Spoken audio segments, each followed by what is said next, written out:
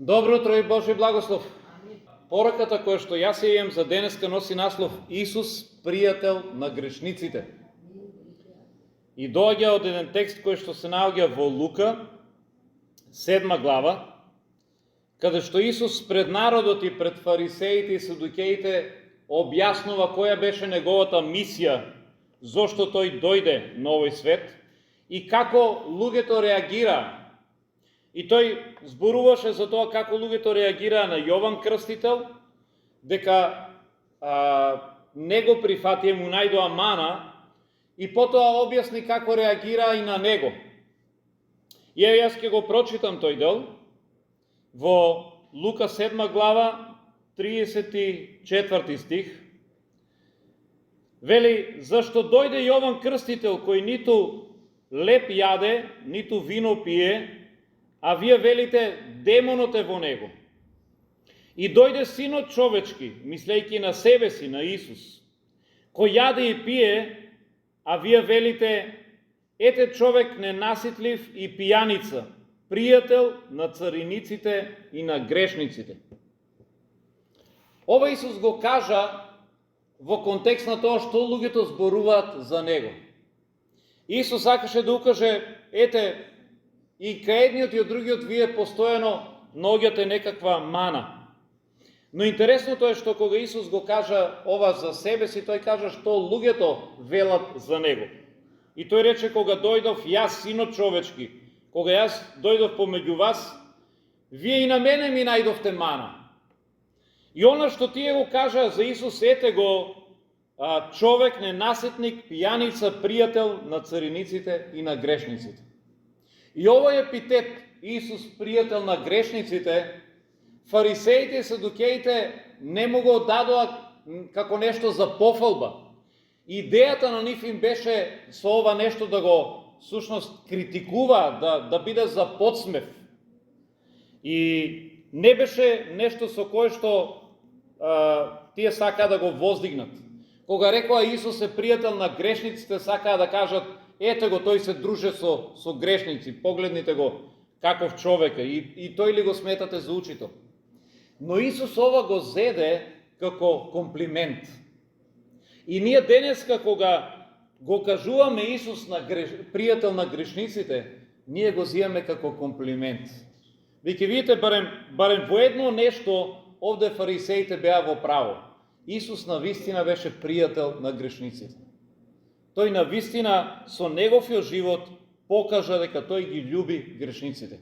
И ние денес ова не го сметаме, кога го читаме за Исус, не го сметаме за нешто негативно. Напротив, нас ни е драго дека во Господ Исус ние имаме пријател. Нас ни е мило дека тој сака да ни даде, да ни понуди пријателство. Минатиот пат, кога зборував за смислата на животот, јас зборував дека ние смислата на животот или целта на нашиот живот ја наоѓаме единствено во Исус Христос. Но преку оваа порака можеби ќе влеземе малку подлабоко и ќе разбереме зошто во Исус Христос нашите животи имаат смисла.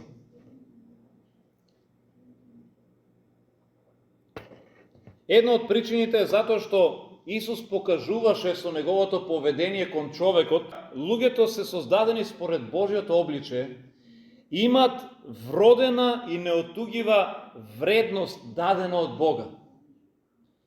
Исус ги третираше сите луѓе еднакво, со почит, без разлика на нивната раса, на нивната националност, на нивниот пол, на нивната социјална позиција. Тој се однесуваше еднакво кон сите. И тој во човекот гледаше вредност. Ова на нас ни дава смисла. Бидејќи кога читаме во Библијата, во Битие 1 глава, 27 стих, таму пишува Бог го создаде човекот според својот лик.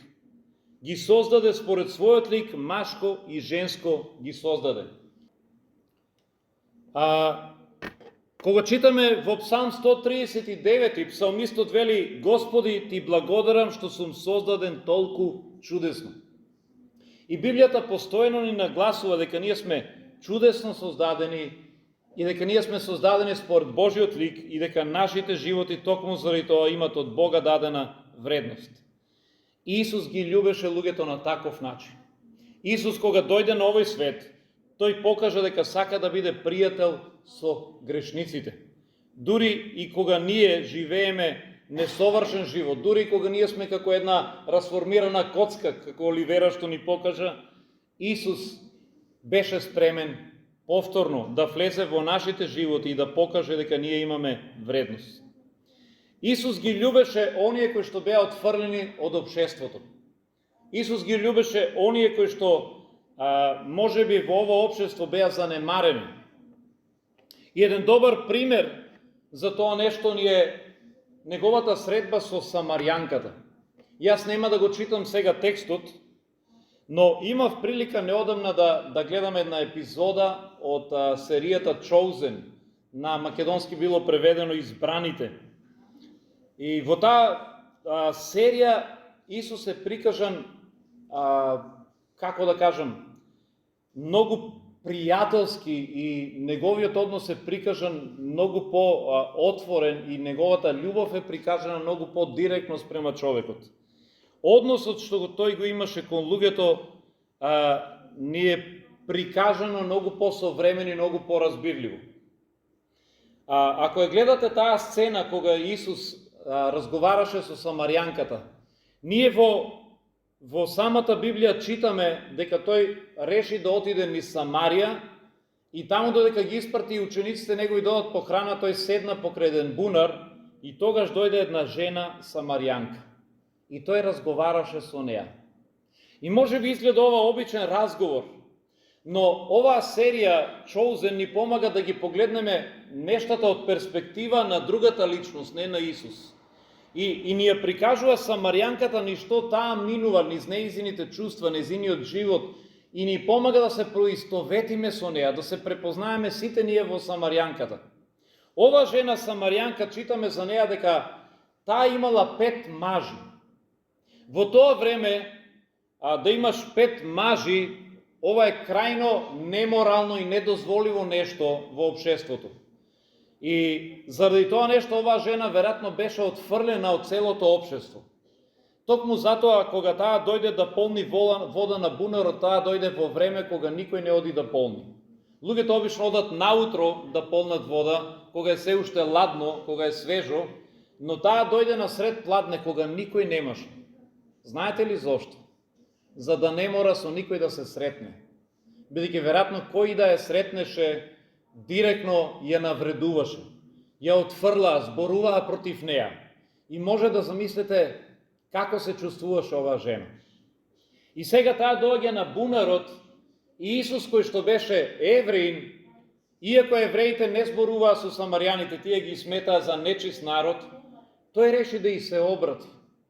Тој реши да разговара со неа. И ова нешто покаже дека Исус ја вреднува оваа жена без разлика што таа беше отфрлена од сите и од целото општество. Исто така таа беше Самарјанка, народ омрзен од евреите. Уште повеќе таа беше жена. Во таа култура, во тоа време беше несвојствено маж да разговара со жена насамо. Но Исус ги помина сите тие културни бариери и тој реши сепак на оваа жена да ја покаже внимание. И сепак ја удостои со неговото присуство. Интересно е што во самата серија, ако продолжите да ја гледате, ќе видите, Исус и кажа некои зборови што на мене на почеток ми изгледа како не библиски, бидејќи кога читав текстот си викам, чека, Исус овие работи ги нема кажано. Но режисерот решил да ги додаде за да може уште повеќе да ја нагласи љубовта на Исус кон човекот и вредноста што тој ја гледа во нас. Иако Исус ги нема кажано во библискиот текст, сепак ако го анализирате библискиот текст, ќе видите дека тие вистини се таму. Една од работите што Исус, например, ја каже, тој рече, јас денес дојдов на ова место специјално само за тебе. И сега овие зборови ги нема во Библијата. Но интересно е што кога го анализирате библискиот текст, ќе видите дека Исус, иако не мораше да мине преку Самарија, и учениците му викаа да не минува ни Самарија, затоа што Самарија сметаа за место кое што е непожелно, Тој реши да отиде директно таму. И реши да отиде токму на тој бунар и таму да седи, знаејќи дека оваа жена ќе дојде. И јас верувам дека не беше случајна оваа средба. Понатаму, Исус ги кажува зборовите во оваа серија: ти си првата личност на која отворено и се открив како Месија. И овие зборови ги нема во Библијата. Но јас решив и ова да го истражам и открив дека е вистина. Ако го анализирате целиот библиски текст, сите евангелија, ќе видите дека Исус за прв пат како Месија се открива на оваа жена. Погледнете колку Исус ја вреднуваше оваа жена. Таа доаѓа на бунарот, си вели: која сум јас? Отфрлена од општеството, никој не ме сака. Сигурно не вредам ништо.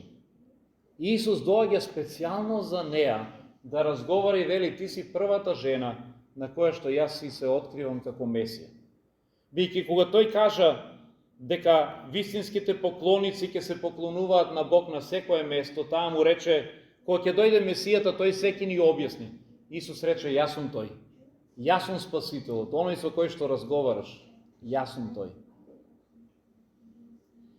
Во разговорот со оваа жена, таа во серијата му кажува: ти си погрешил што си дошол за да разговараш со мене. Јас сум никој и ништо. Јас сум отфрлена од ова општество. И тој вели: да, но не си отфрлена од Месијата. Не си отфрлена од Спасителот. Ставете се сега на нејзино место. Сите ние се бориме во нашиот живот со одредени несигурности. Сите ние се бориме со одредено бреме, со одредени проблеми во нашиот живот, чувство на неуспех, и сите ние си ги знаеме нашите неуспеси и падови. Може би луѓето не ги знаат сите, но јас и ти си ги знаеме своите падови и несигурности. И кога сме сами, ние се прашуваме: дали сум доволно добар, дали сум доволно добра, дали вредам јас пред другите луѓе, дали другите луѓе ќе ме прифатат, дали имам што да понудам пред нив. Се прашуваме исто така: ако луѓето би ги знаеле сите мои грешки и како сум јас, дали луѓето воопшто би ме сакале, дали би ме прифатиле?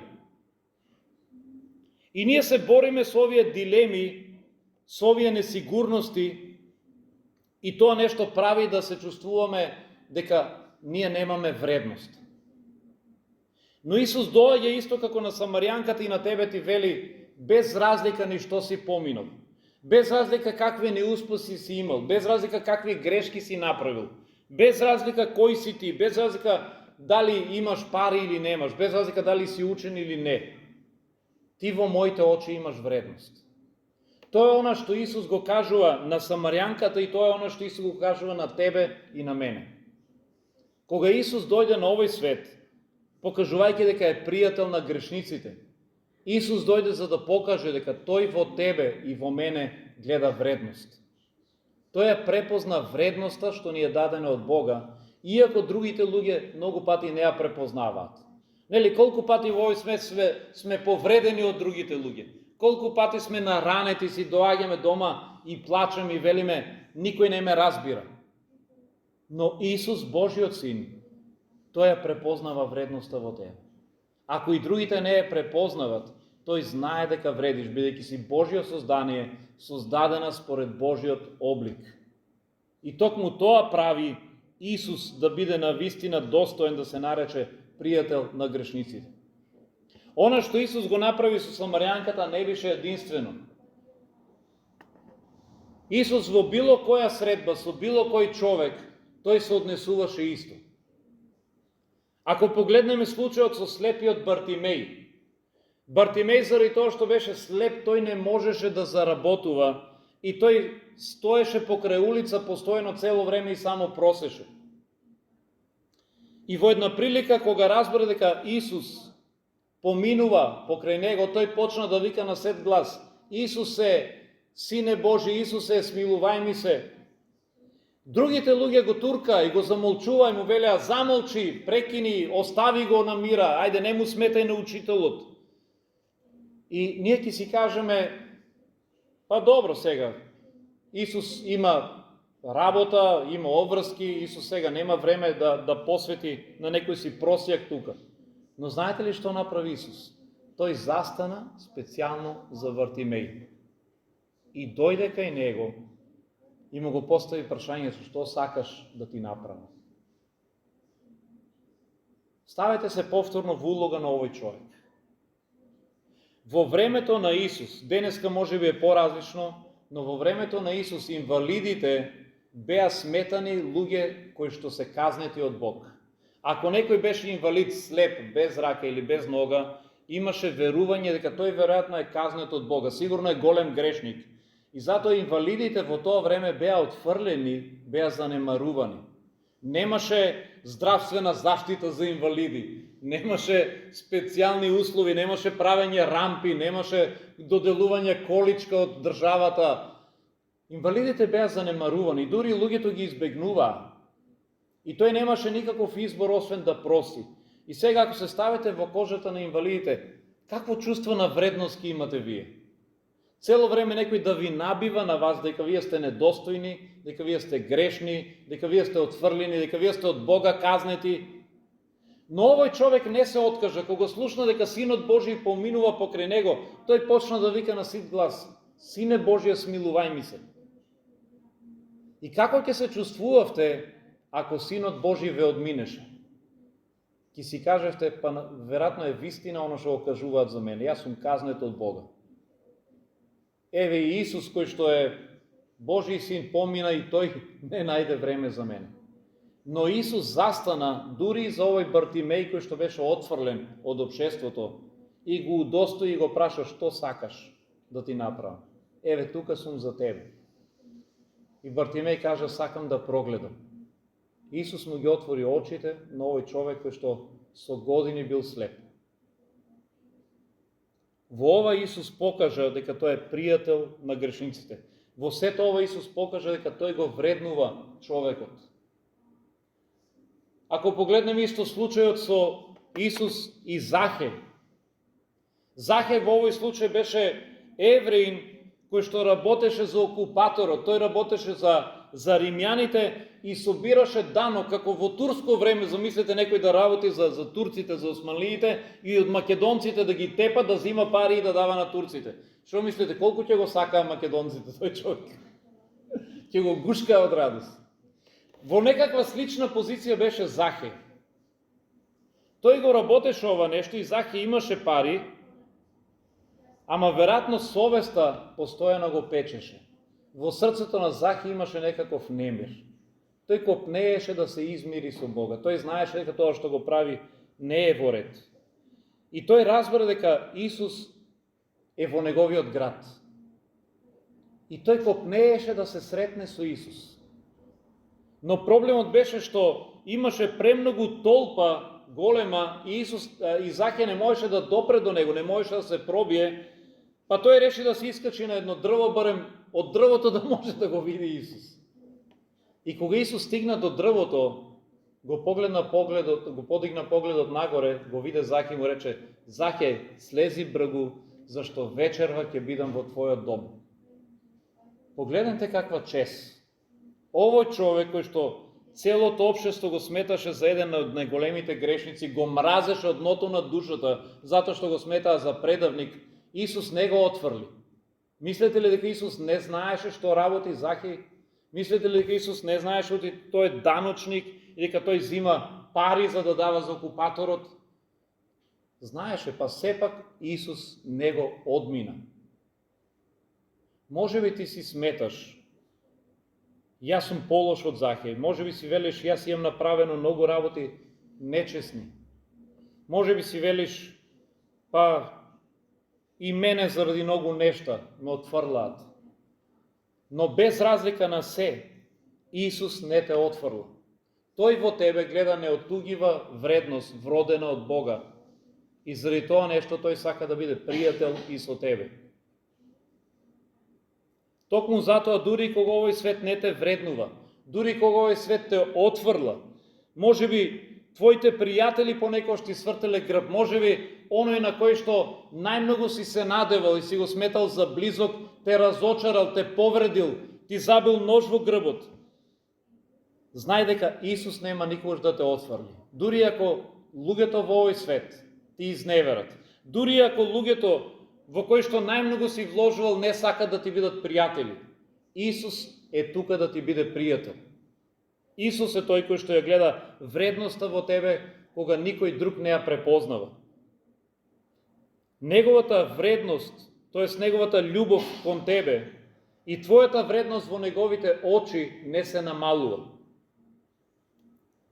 Еднакво те љуби, еднакво те вреднува без разлика дали си на врвот или си стигнал до дното.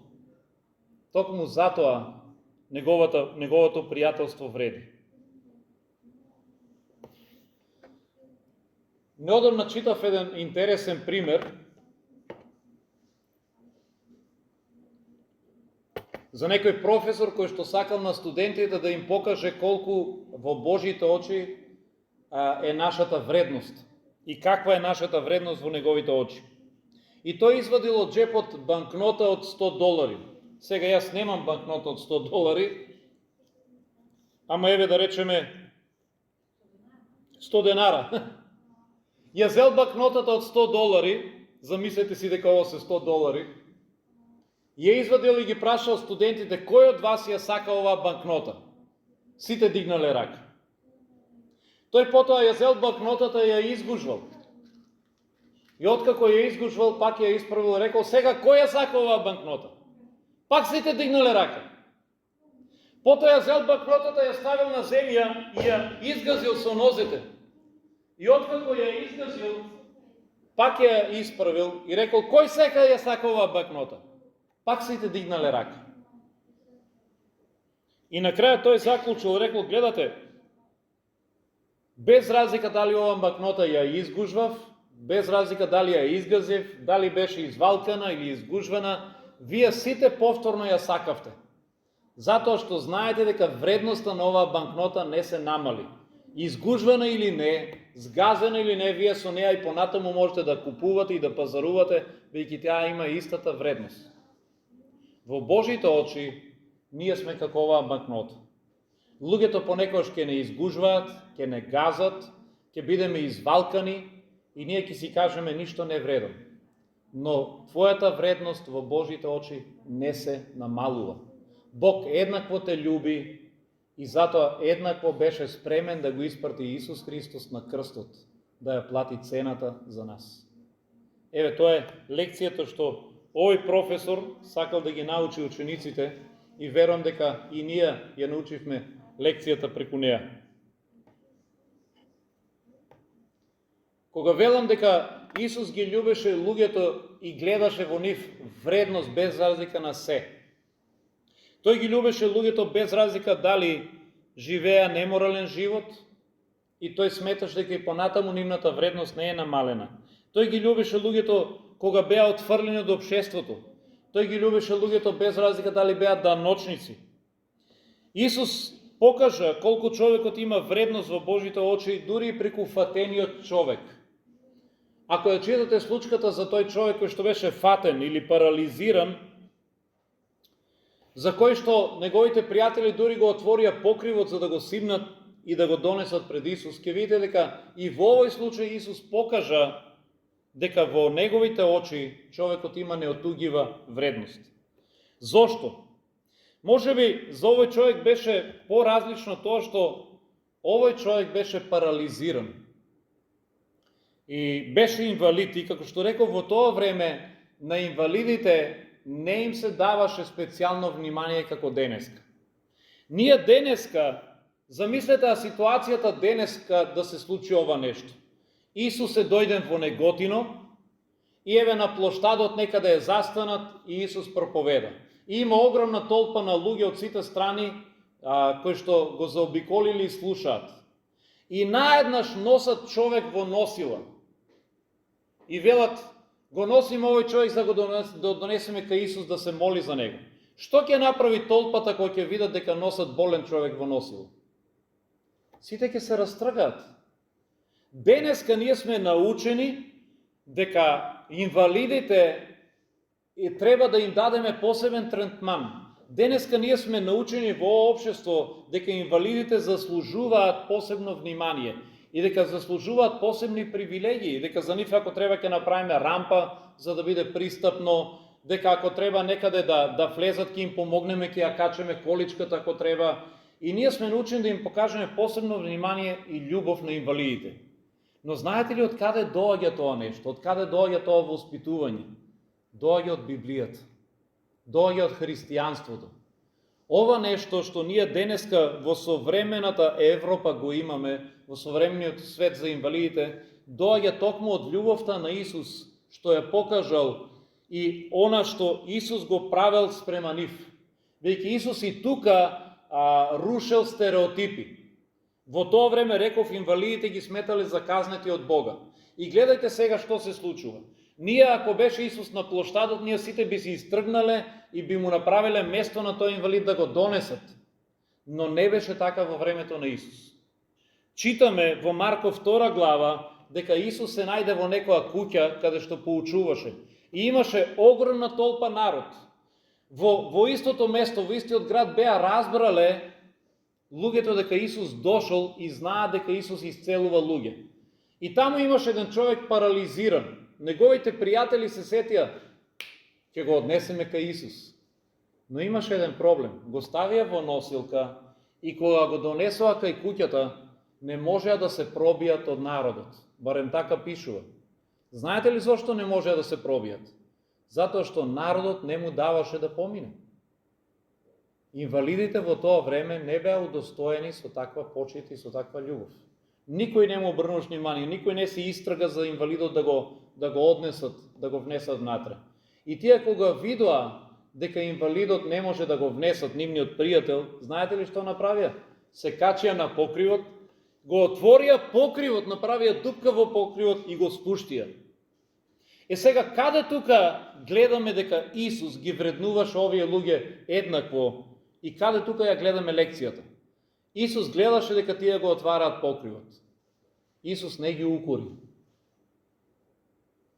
Ако Исус размислуваше исто како народот, Исус ќе кажеше: "Шо правите бе вие? За еден инвалид ли ќе кршите покрив или ќе рушите? Шо правите вие?" Но не, Исус намерно дозволи тие да го уништат покривот, да направат дупка во покривот и да го спуштат пред него, и Исус го исцели овој човек. Дури интересно е, со ова нешто Исус на некаков начин даде укор на луѓето што беа околу него, па и на домакините. Исус како сакаше да каже: ако вие не знаевте да му покажете љубов на овој човек и да направите место да помине, тогаш јас ќе дозволам покривот да биде разрушен. Бидејќи за мене овој човек вреди повеќе отколку имотот што е на во оваа куќа.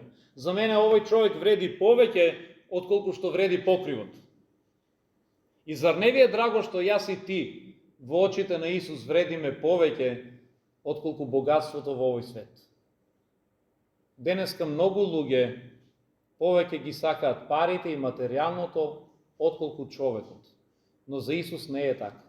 За Исус јас и ти вредиме, нашата душа вреди повеќе од сето богатство на овој свет, од сето материјално. За Исус не му е важно дали покривот ќе биде срушен или не. За Исус и важен ти. Ти вредиш повеќе од покривот. И со ова нешто Исус покажа дека ние вредиме повеќе, без разлика дали сме со рака или без рака, без разлика дали си инвалид или не си, без разлика дали си слеп или гледаш. Во Божите очи твојата вредност не се намалува. Ќе ви споделам уште еден интересен пример за вредноста на човекот во Божите очи. Симпатични кутренца, не ли? Може би ќе сакате да си одберете едно. Некој момче во продавница за животни забележало надпис на излогот: се продаваат кутренца. И решило да влезе внатре и го прашало продавачот, рекло: гледам имате надпис, сакам да ги видам кутренцата. И човекот му извадил една кутија со кутренца, внатре имало 5 убави симпатични кученца, еве како овие. И детето веднаш се влюбило во нив, гледало дека се симпатични, убави и прашало колку пари се кутренцата, тој рекол $50 е едно кутре. И додека момчето размислувало кој од кутренцата да го избере, забележало дека едно од кутренцата накривнува затоа што ногата му е повредена. И момчето рекло, а колку пари за ова кутре? И човекот го погледнал, рекол, не сакаш да го земеш тоа кутре, тоа има повредена нога. Уж при раѓање се повреди, е инвалид и накривнува цело време. И момчето рекло, но што ако сакам да го земам, колку вреди ова кутре? Човекот се замислил и рекол, знаеш што, ако веќе инсистираш да го земеш ова кутре, еве ќе ти го подарам, ќе ти го дадам бесплатно, ако сакаш него да го земеш, затоа што е повредено. И момчето рекло, не, јас сакам да го купам. Но човекот рекол, зошто би сакал да го купиш, тоа кутре е повредено, инвалид, еве ти го дам бесплатно. Не, рекло, јас сакам да го купам, затоа што верувам дека ова кутре вреди исто како и останатите. Ќе ги дадам истите $50 како и за другото кутре. Сакам да си ја платам полната цена. И човекот, иако збунет и изненаден, рекол, добро, тоа е твоја одлука. И кога му го подал кутрето, детето се наведнало да го земе, човекот забележал дека едната нога на момчето е вештачка. Таа била метална нога, била протеза. И го прашало, а ти имаш вештачка нога? Рекло момчето, да. Јас имам, како мало сум повредено, изгубив ногата и ми става вештачка. И момчето рекло, затоа јас сакам да го купам ова кутре. Бидејќи и јас верувам дека без разлика што едната нога ја немам, вредам исто како секој еден друг. Затоа сакам и преку ова кутре да му ја покажам истата љубов и верувам дека вреди исто како и останатите. Поучна приказна, нели? Ние би си рекли исто како човекот, ова кутре вреди помалку. Не мора истата цена, па дури еве и бесплатно може да ја земе. И ние се чудевме зошто момчето сака да ја плати полната цена. Но момчето себе си се препознало во ова кутре. Бидејќи тоа сваќало, ако ово кутре не вреди исто затоа што нема нога или е повредено, тогаш и јас не вредам исто. Но момчето верувало дека тоа вреди исто пред Бог, без разлика што нема една нога. И јас и ти вредиме исто пред Бог, без разлика дали сме здрави или не. Нашата вредност во Божите очи не се намалува. Па сепак, многу пати ние исто така мислиме дека не вредиме во Божите очи, можеби не заради тоа што сме инвалиди, не заради тоа што немаме една нога. Многу пати помислуваме дека нашата вредност се губи пред Бог. Знаете ли кога? Кога ќе сгрешиме пред Бога. И јас и ти како христијани знаеме дека Бог не љуби, но во моментот кога ќе сгрешиме, кога ќе направиме некаков греф или кога ќе се најдеме во активен греф, ѓавол доаѓа и ти вели, мислиш ли дека Бог се уште те сака? Мислиш дека ваков сега грешен Бог ќе те прими, дека тој сака уште да ти биде пријател? Твојата вредност веќе не е иста. Ти не вредиш еднакво пред Бог, затоа што ти живееш во греф. Кога ќе паднеме во греф, нашите души не ја губат вредноста пред Бог. Иако Бог не го одобрува гревот, Бог на нас гледа кога сме во греф како на некој кој што, татко кој што го гледа своето дете што минува низ болест.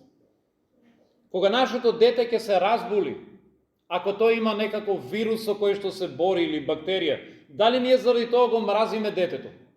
Не. Ние ја мразиме болеста во него, но и понатаму го љубиме детето. Го мразиме вирусот, го мразиме грипот, можеби со кој што е заразено нашето дете, нашето синче или ќерка, но ние понатаму го љубиме. Затоа Бог продолжува да не љуби дури и кога ние грешиме.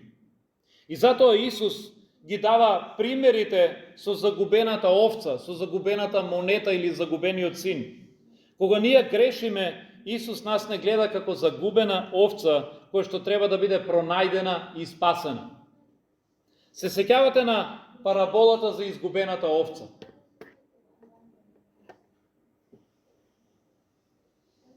Исус преку оваа парабола ја покажува важноста на загубените и ранливите, оние кои што се оддалечиле од Бог.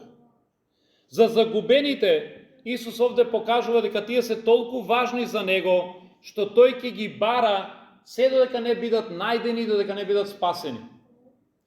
Во приказката за загубената овца, Исус што ја раскажуваше, Исус вели, еден овчар имаше 100 овци и една од 100 овци беше загубена. Зошто Исус овде нагласува 100 овци? Затоа што кога имате 100 овци и една ви се загуби, си велите, па добро да имам 99, голема работа, една се загубила. Нели, да имаш 100 коли и една кола да ти ја удрат, ки си кажеш, не е страшно, имам уште 99, нели? Ама ако ти е само една, тогаш ти е важна. Не, Исус ова покажа дека без разлика, и 100 овци да имам, ако една се загуби, а таа една си ти, и понатаму ти си ми важен колку останатите 100. Тоа беше поентата на приказката. Ти си еднакво важен во неговите очи. Без разлика што тој има 100. Така да, она што Исус овде сакаше да ни го нагласи е, јас тебе еднакво те љубам. Еднакво те сакам. И дури загубената овца, овде имаше улога на грешникот кој што отстапил од правиот пат. Загубената овца сме јас и ти кога ќе застраниме од Божиот пат. Кога ние ќе навлеземе во грев и ние се прашуваме, Боже, ме љубиш ли се уште? Ме љубиш ли тогаш кога ќе навлезам во коцката? Ме љубиш ли тогаш кога ќе се заробам во порнографијата?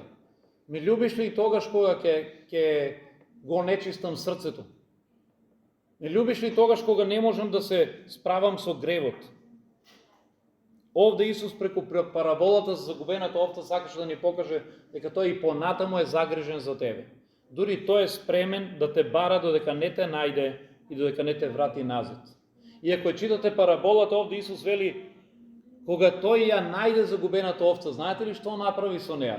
Вели, ја зеде, ја стави на рамењата и ја донесе дома и рече, радувајте се, затоа што ја најдов загубената овца. Еве, тоа е љубовта што тој ја покажува кон грешниците. Зашто? Затоа Исус, епитетот пријател на грешниците, го зима како комплимент. И затоа ние треба да се радуваме што Исус го има овој епитет. Истата таа љубов Исус ја покаже и во приказната за блудниот син, каде што кажа дека помладиот син побарал да си го земе имото, да замине и проживеал блудно. И кога ги потроши сите пари, се прашуваше дали татко ми ќе ме прими. И што ни кажува приказката? Таткото кога го здогледа уште оддалеку, му притрча, го прегрна и рече, направете веселба, бидејќи мојот син беше загубен и се врати. И последно, можам да кажам дека Исус ја покажа нашата вредност или покажа колку не љуби. Тој ја потврди нашата вредност преку тоа што тој дојде на овој свет да умре за нашите гревови. Со самото тоа што Исус зеде човечка форма и дојде на овој свет, Исус покажа колку тој нас не вреднува и колку голема вредност имаме во неговите очи.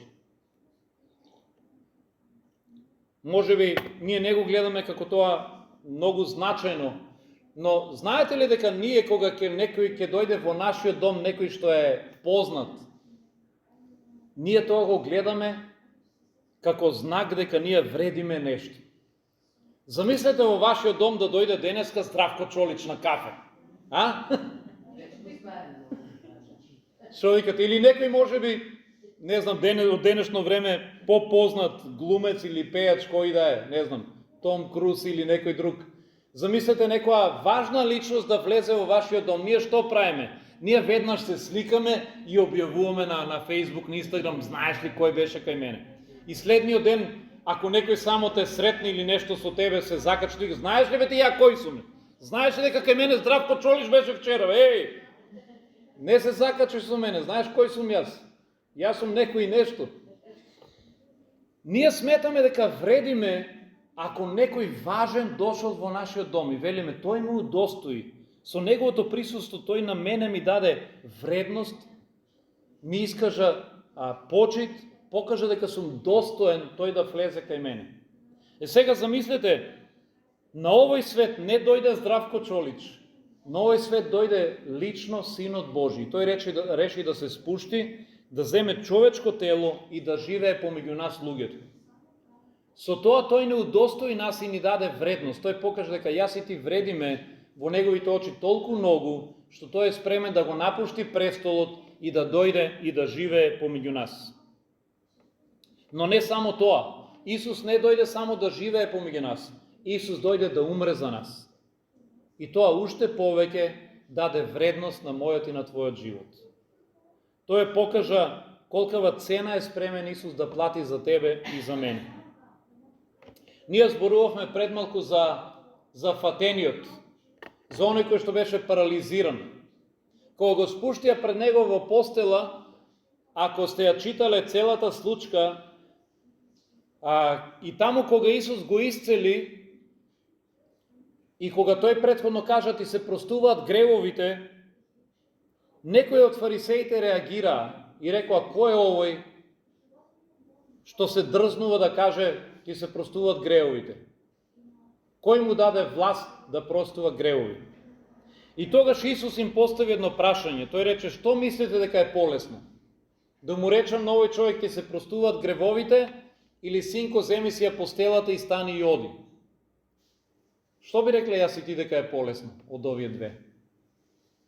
Што е полесно? Да му кажете ти се простуваат гревовите или да го исцелиме? Ние ќе си кажеме првото е полесно, само треба да изустиш. Ти се простуваат гревовите и готово, ама оди исцели го. Тоа е потешко. Но всушност, ако размислиме подлабоко, првото е потешко. Исус го исцели овој, рече за да видите дека Синот човечки има мог да простува гревови, јас овој човек ќе го исцелам. Но зошто првото е потешко? Затоа што за првото да го исполни Исус, за да може на овој човек да му се простат гревовите, Исус требаше да отиде на крстот и да ја плати цената за да му се прости. Ај тоа направи го да те видам. Затоа првото нешто беше потешко.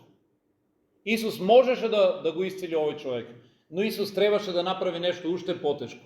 Исус требаше да ги покрие гревовите на овој човек, да ја плати полната цена за казната за неговите гревови.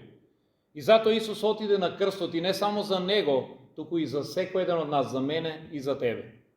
И одејќи на крстот, Исус покажа повторно колку јас и ти вредиме во неговите очи.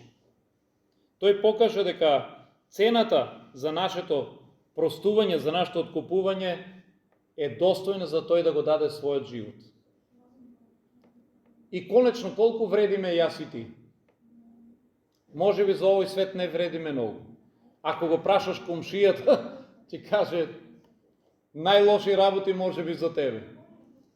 Може би за некои пријатели вредиме и нешто повеќе. Но за Бог нашата вредност е еднаква на вредноста на Неговиот Син. Бидејќи Тој за нас плати со животот на Неговиот Син. Ете толку вредиме. Вредиме колку што вреди Синот Божи. Ке завршам со уште една трета приказка за човечката вредност. Еден татко му дал на синот стар автомобил и му рекол да го понуди на неколку места и да виде која цена ќе ја добие за автомобилот. Синот најнапред отишол кај локалниот дилер, локалниот продавач на автомобили, на половни автомобили, и се вратил назад и рекол, татко, ми понудија $1000, затоа што автомобилот е стар, рѓосан, и дилерот рече, тоа е најмногу што можам да ти понудам. Таткото рекол, имаме во градот и заложница, прашај колку таму ќе ти понудат.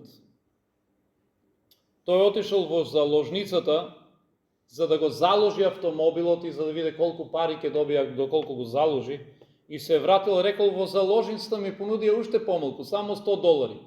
Бидејќи човекот рече, не знам воопшто, ако не ги вратиш парите, дали јас ќе можам да го продадам овој автомобил на некого. Премногу е стар и рѓусен.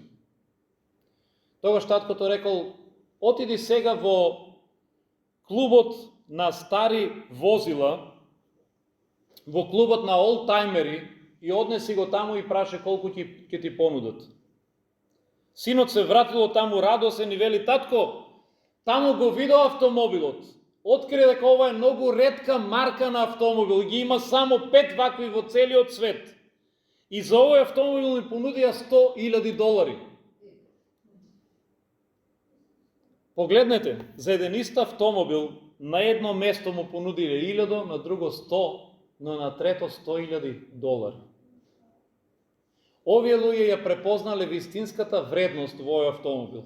Иако изгледал стар и рѓосан, тие препознале дека овој автомобил е уникатен. Тоа е уникатна марка, стар автомобил и колекционерите се спремни за него да платат многу повеќе. Бог на ист начин гледа кон тебе.